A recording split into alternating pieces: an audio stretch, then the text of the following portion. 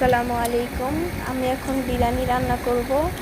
ফার্স্টে আমি 2 প্যাকেট দুধ আর 1 টুকরো লেবু চিপে নেব। তারপর দুধে পানি মিশিয়ে নেব। তার সাথে আমি 1 কেজি পরিমাণে পেঁয়াজ কুচি করে নেব আর পেঁয়াজ বেরেস্তা করে নেব। তারপর আদা বাটা 3 টেবিল চামচ দিয়ে আমি ভালোভাবে নেড়ে চেড়ে নেব। তারপর রসুন বাটা দেব। তারপর আগে থেকে মিক্স করে রাখা দুধ আর লেবু ঢেলে দেব। সাথে 4-5টা কাঁচামরিচ দেব আর সাথে মিক্স কিছু মশলা দেব। এখন আমি দেব সস, তারপর বিরিয়ানির মশলা দেওয়ার পরে আমি লবণটা দিয়ে নেব। এখন আমি ভালোভাবে নাড়াচাড়া করে রাখবো। তারপর আমি মুরগির মাংসগুলো ঢেলে দেব। মুরগির মাংসগুলো কষিয়ে রাখবো।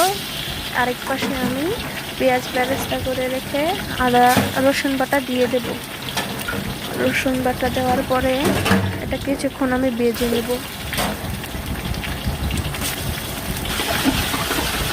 ভেজে নেওয়ার পর আমি চালগুলো ধুয়ে দিয়ে দেব। চালগুলো ভেজে নিচ্ছি, সাথে একটু পানি দিয়ে নিয়ে এলাম। আমি এখন রাঁধুনির বিরিয়ানির মশলাটা দিয়ে দেব, সাথে আরও 2 প্যাকেট দুধ দিয়ে দেব, আরও 5-6টা কাঁচামরিচ দিয়ে দেব, সামান্য কিছু লবণ দিয়ে দেব। এই তোমাদের রেডি বিরিয়ানি।